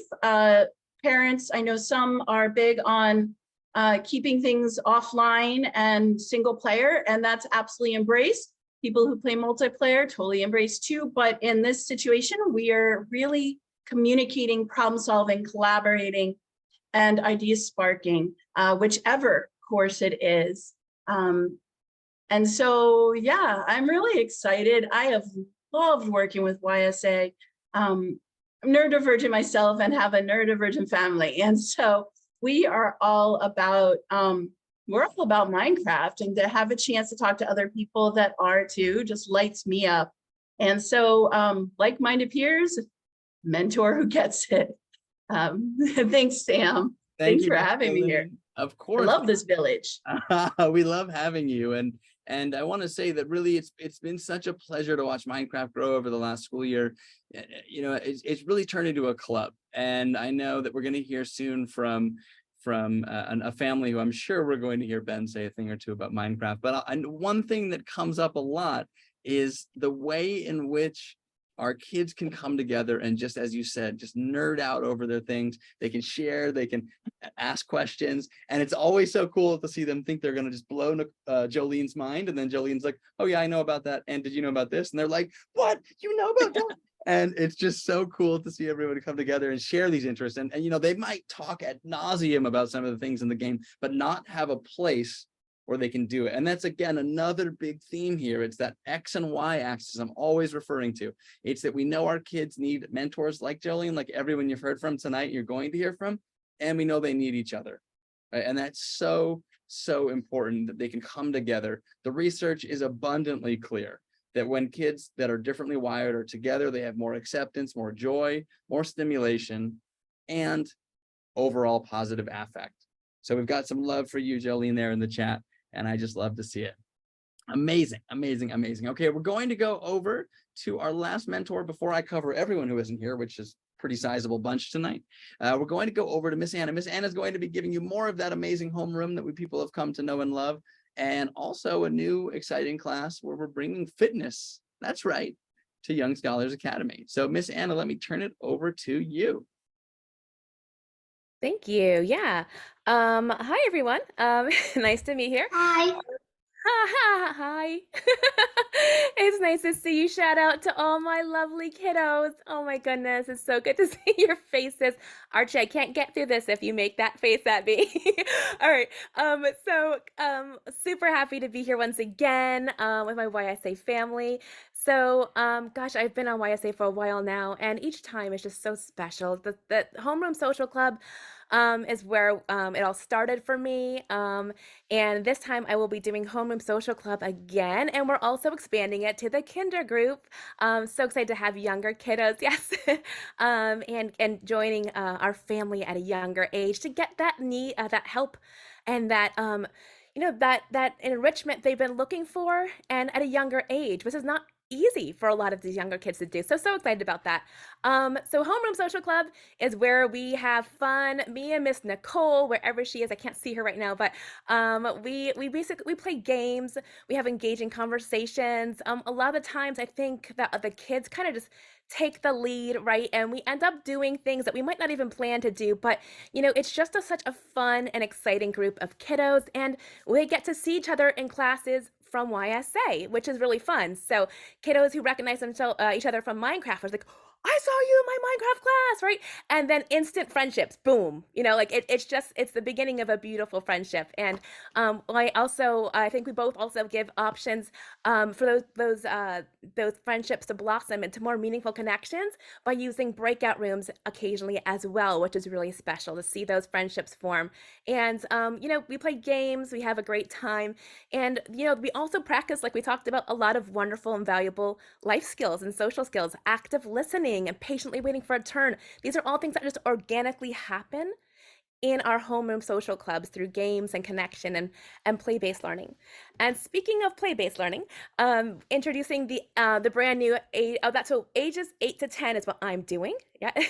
And Miss Nicole, she's wrangling the older kiddos, and also introducing we're calling it the Homeroom Social Club, or the Friendship Club, right? Because 5 to 7-year-olds don't really know what a homeroom is quite yet.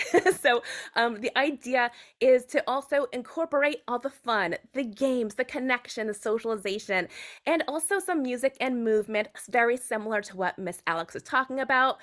Kids get to get up and move, and sometimes move and groove. You might walk in on the occasional dance party, just a little FYI.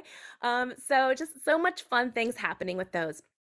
And the last thing I want to just quickly tell you about is our fun fitness program. So I'm doing a fun fitness escape room adventure where the kids actually kind of get to be in a video game. But there's no video game equipment needed in this class. You can save that for Miss Jolene. In this class, just show up with a smile and a bottle of water because we're going to have some fun doing fitness through play.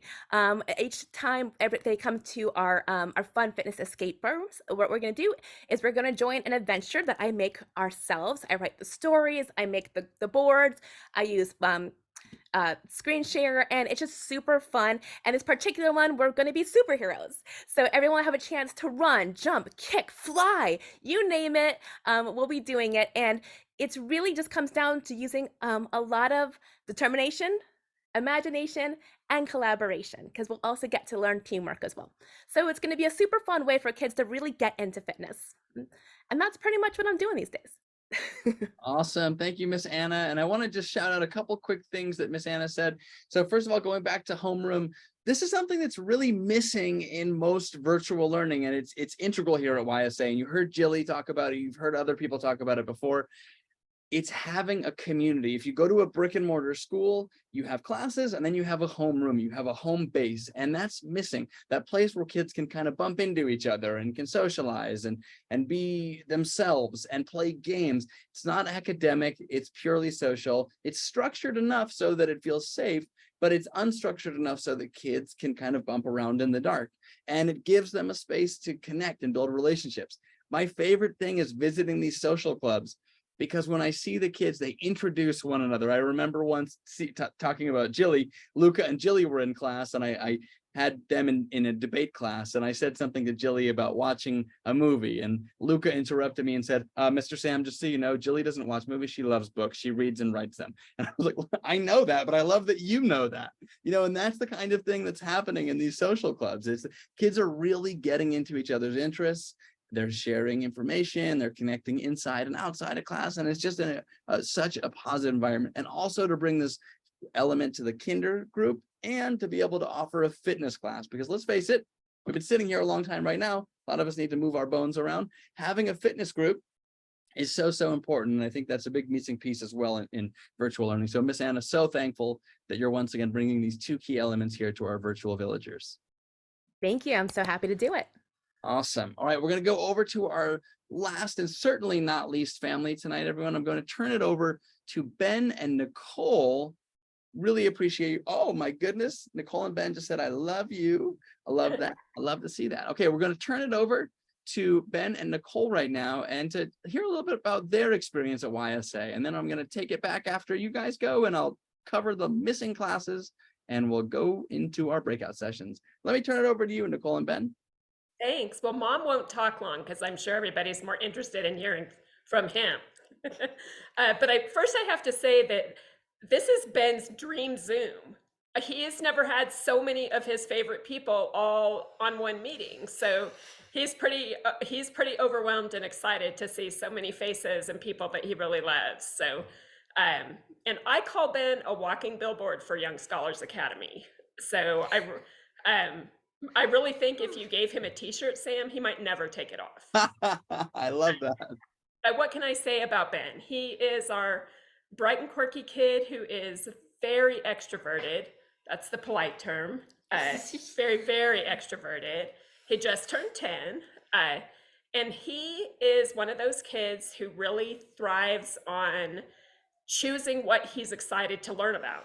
And he loves being able to tell me what he's interested in and have us find classes that meet that need to learn more. And he especially loves learning from brilliant teachers who are enthusiastic about what they're teaching and love teaching online.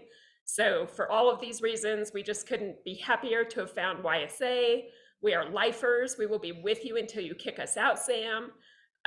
We just really, Ben the other day, I can't remember where we were driving to, but just out of the blue, he said, I need more YSA classes. So at some point, there's going to have to be more hours in the day to make room for all this. But I guess that's enough about Ben and about our family. And we're just thrilled to be here. And thanks for allowing us to participate tonight.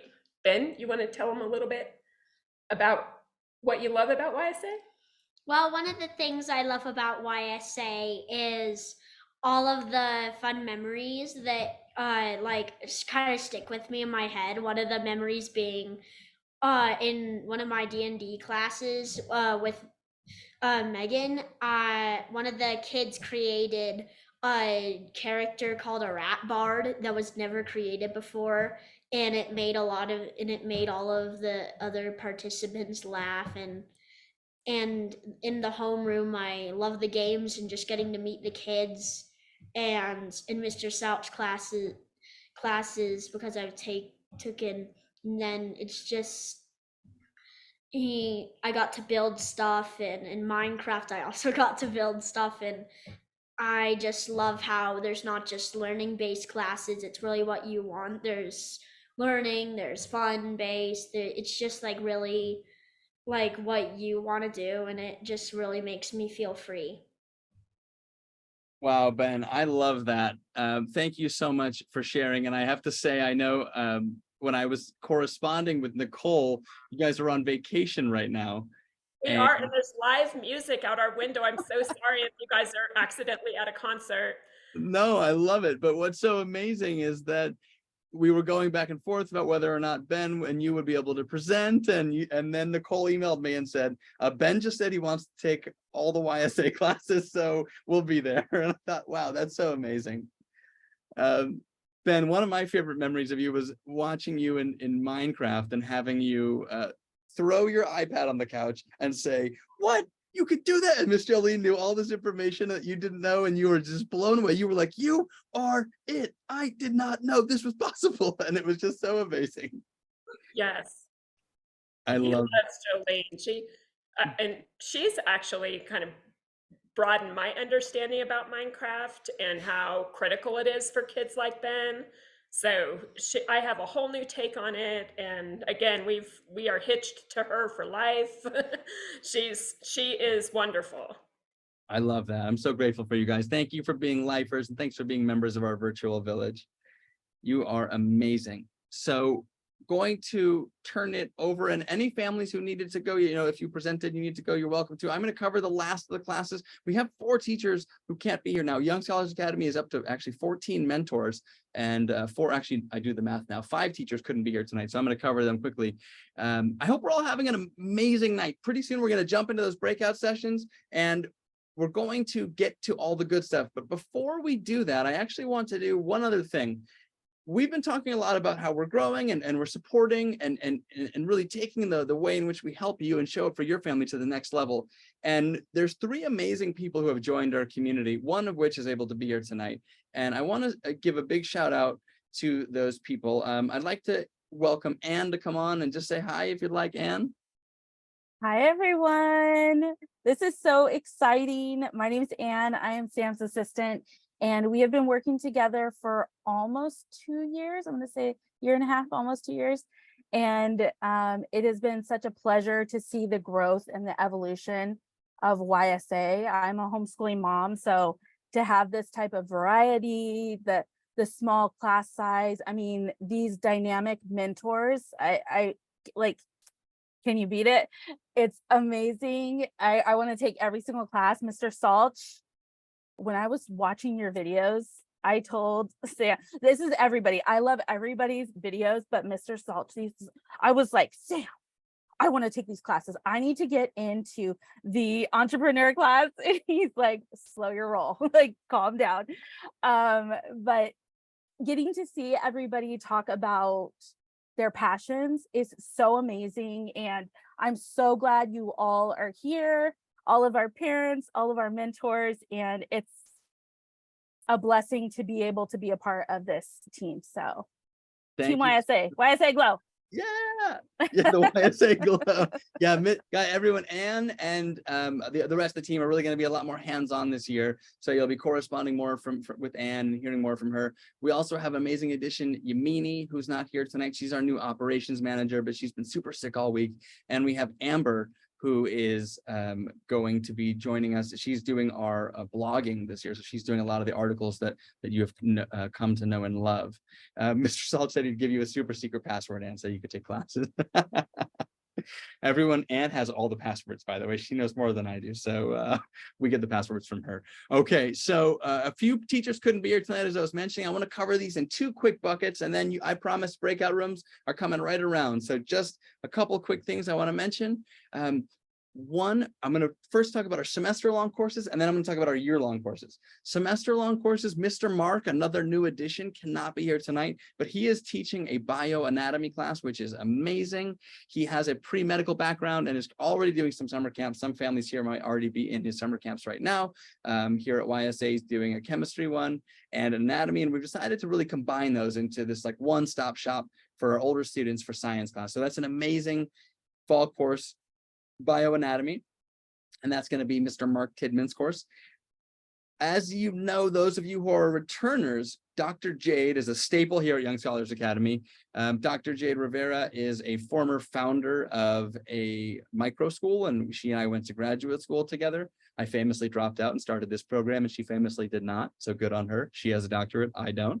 But that's neither here nor there, water under the bridge. Dr. Jade's teaching arguably one of the most important classes. When we talk about learning that matters, we're talking about advocacy. I know there are students here who have taken Dr. Jade's class.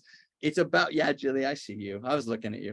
It's about identifying real challenges and struggles in areas in which we're interested in, developing self-awareness around our own excitement, curiosity, intellect, and personality, and then exploring that through the lens of advocacy. It's a course that's all about advocating through our strengths and making real change. Look, twice exceptional students have incredible intellect and awareness and often feel really big, loud feelings around certain social issues.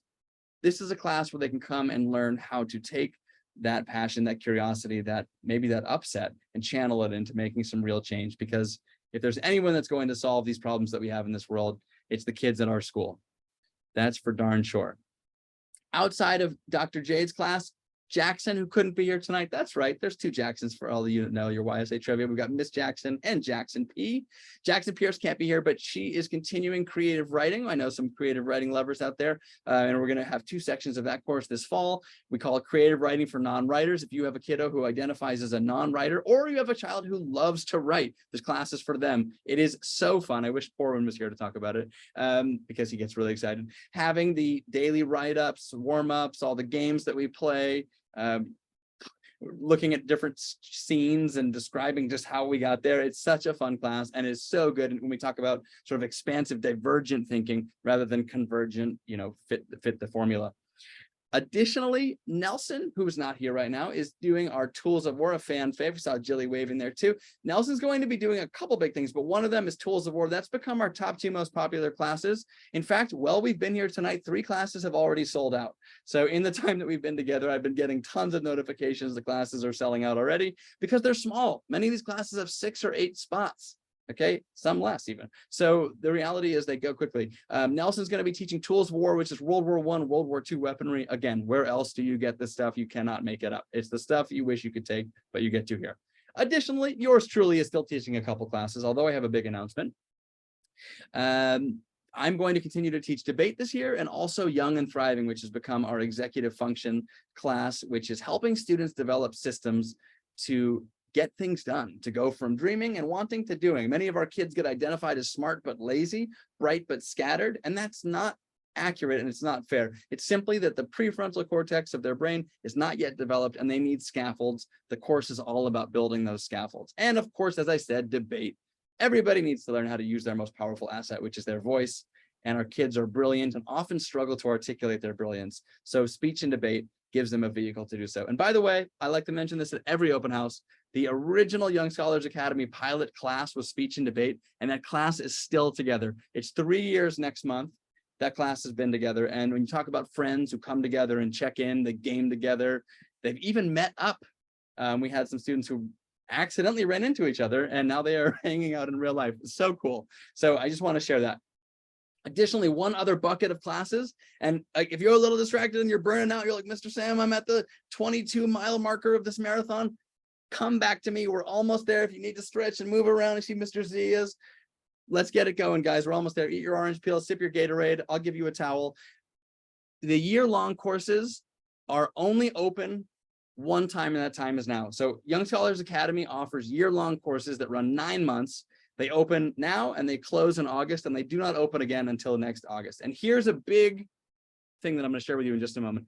There are 4 APs. That's right. Young Scholars Academy is certified to teach 4 advanced placement courses. So your child, 13 to 18, can take an advanced placement course and get actual college credit on their transcript. They get a certificate from us, and you can actually get a note from the College Board if they pass. They get a 3, 4, or 5 on the test, and you can go to school and show those darn schools just how bright you are. Because a lot of our kids have mixed up transcripts, right? You have a really bright kid who struggled in school, or maybe they've been to several schools or they're homeschooling. A fantastic way to show schools how brilliant you are is taking a advanced placement course. And one of the benefits of that is learning all of those college learning to learn skills. How do you take year-long notes? How do you study for a test that starts in August, but the test is in May? How do you XYZ, right? Doing all of these things. And then of course, nerding out over the content that you love and crave at a college level, right? These are 101 level courses that you're taking at the age of 13 or 14. And by the way, I want to gloat, our average rate is 4, our average score is 4. So the vast majority of our students, the average of our students are getting college credit in spades, which is pretty amazing. We're going to have a student this year who's going to go to college, a second semester freshman, because he's taken so many AP courses. It's pretty darn cool, if I can say so myself. So Nelson, who you know and love from Tools of War and Weird History, is going to be teaching AP Art History and AP European History. So those are going to be for the first time ever here at Young Scholars Academy. And then yours truly is going to be continuing AP Psychology, one of our most popular, and then AP US Government and Politics. So we'll have 4 APs. And then we're also going to have Adulting and Thriving. There's 2 sections of this. It's the most popular course. There's a mom here who just had to step out, but she actually begged me to create this several years ago for her son.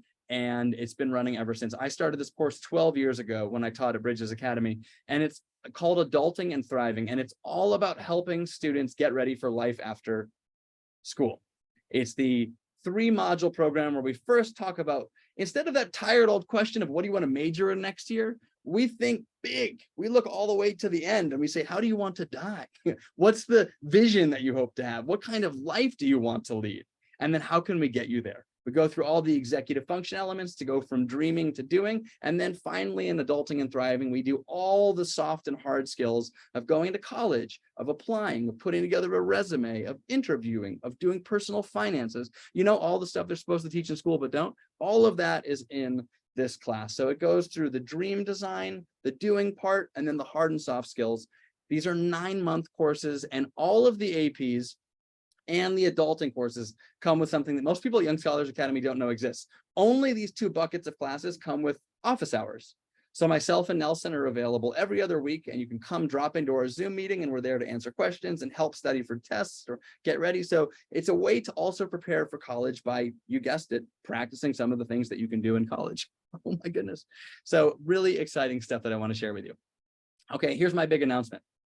This is going to be the last year that I am teaching. So for those of you who have been on the sidelines kind of wondering, you know, should I take AP this year? Should I do debate this year?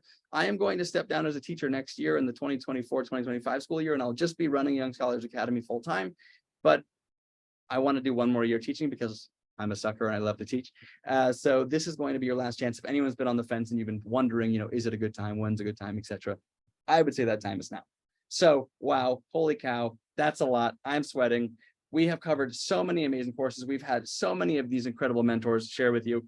And we're going to open up the breakout rooms in just a second. If anyone is not familiar with how these work, they work as follows. You're going to see a bunch of Zoom rooms pop up, and you'll have the ability to go in and talk to all the amazing teachers. You loved what Megan had to say? Go talk to her. And then when you're done, you can come back here and pick another teacher. If you want to hear from Nicole, Miss Alex, Jackson, if you want to meet Mr. Z, anyone who has presented tonight, you can popcorn around. We're going to keep these open for about 8 or 9 minutes.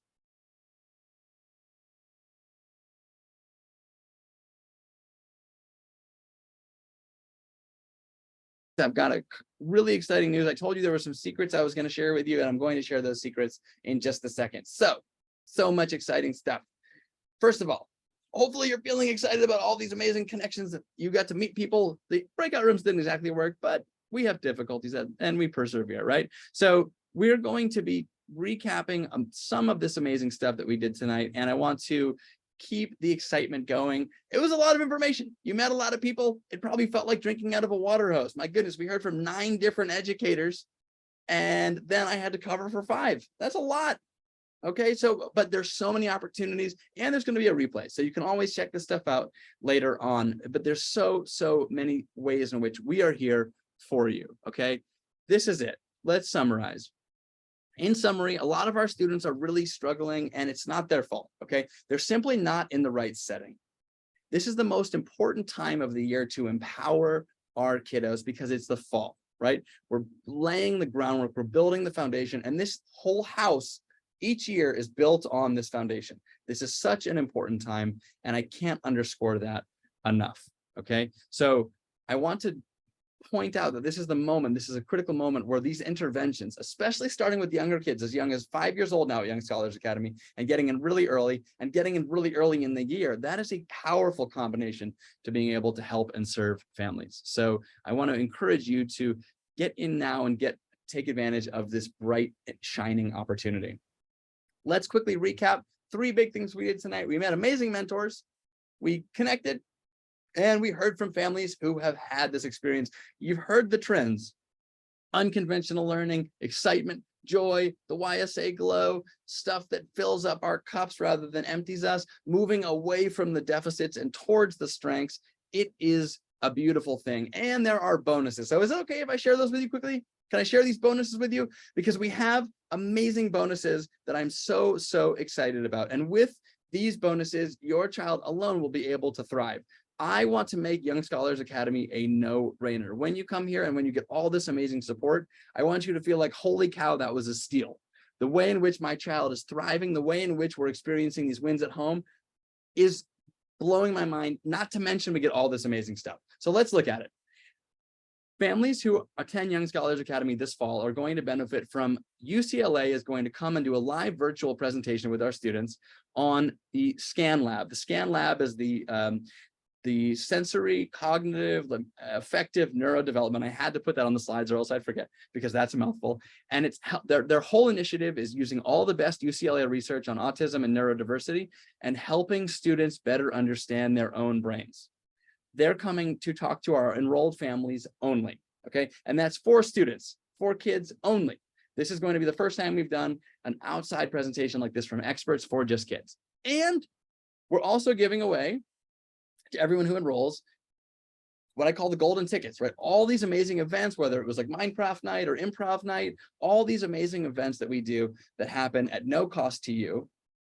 I'm still paying our teachers, by the way, for being there, but you don't pay because you're part of our virtual village, right? Just like if you attended a school and there was a show and tell night or an improv night, it's all part of the experience, and you get all of that for free. Additionally, I'm giving away the task manager. This is one of our most popular resources. We've had 8,000 people download this, and I'm giving it to you because it's the beginning of the year, and I think it's really important that your kiddo has the opportunity to build a task manager. So that's a great opportunity there.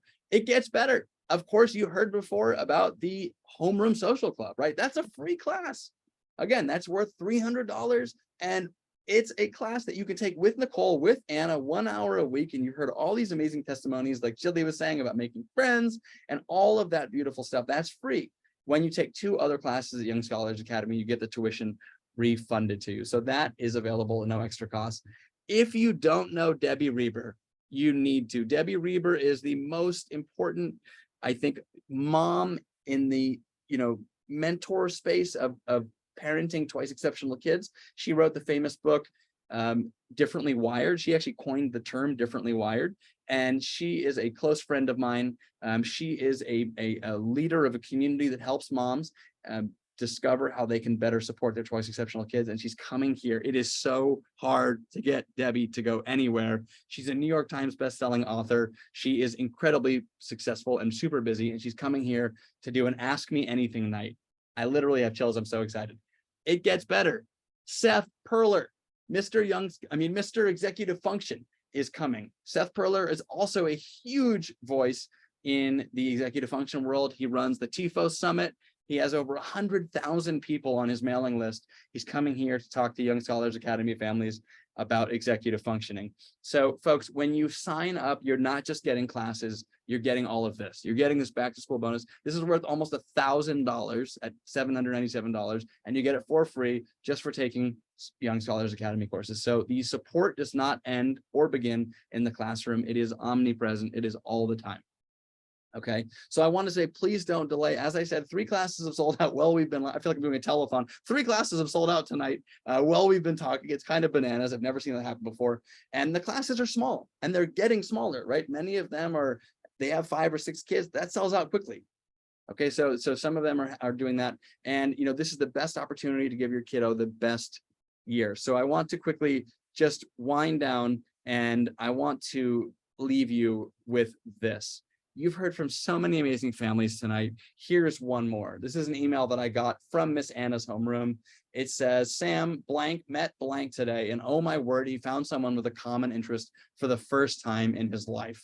They talked about the blackest black paint, which is featured on some YouTube channel, and they apparently both love it. He is so giddy. He's running around smiling. I can't believe I found 2 friends in this class. Here is a kid who never had a friend before and left a class with 2.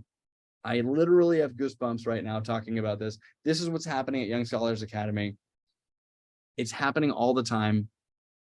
And imagine being able to write me an email like this. Imagine being able to send me an email or speaking at the next open house because you've had this experience. Your kid is making friends. Your family is thriving. And I want to ask you to think about that. Like, if you could have all of that, what would that be worth to you, right? Having that victory, having that success, having that joy. And I want to say, you know, are you ready? Are you ready to take my hand? Are you ready to join this virtual village you heard all about tonight? Are you ready to join us, jump in, be a member of our community, and be just like the other families? Because there's no difference between your family and these families, except for they're in. They've taken the plunge. They've joined us. You heard from Jilly and all these amazing people, from Ben and Nicole, from Ian's dad, from all of our amazing mentors. And they are inside. They're shining in their glory. And this is your moment to do the same. Okay, Young Scholars Academy is your chance to come out of the rain. Young Scholars Academy is your harbor from the storm. And the reality is that you deserve all of this too, just like these families have. So I welcome you to join us. I encourage you to go to the site. You've seen all of these amazing courses that have been shared in the chat tonight. And I'll share that with you one last time right now. And I just want to be the first to give you a giant hug and welcome you into our nurturing, safe bubble that we call our virtual village. And I want to thank you for being here with us tonight. I want to thank the mentors who show up and just shine for our kids week in and week out. I want to thank our families who have come and shared their journeys with you. And I want to thank you as I welcome you to join us in our virtual village and come into this bubble of support and join this place. And again, come out of the storm, get off that hamster wheel, get out of the burial cycle, and be in a place where your family can thrive, where it's sunshine, where it's warm and fuzzy, and you can write me a testimonial, you can come and speak at an open house, and you can have your very own success story, just like everyone else here has. So I thank you, I appreciate you, and we are going to have one heck of a fall semester. Ow, I'm so excited. All right, everyone, have the very best night. I appreciate you, and send me any messages. Again, I'll put this in the chat one more time if you need to. That is all available for you to access those fall courses, and I cannot wait to see you on the inside. Thank you very much, and keep thriving.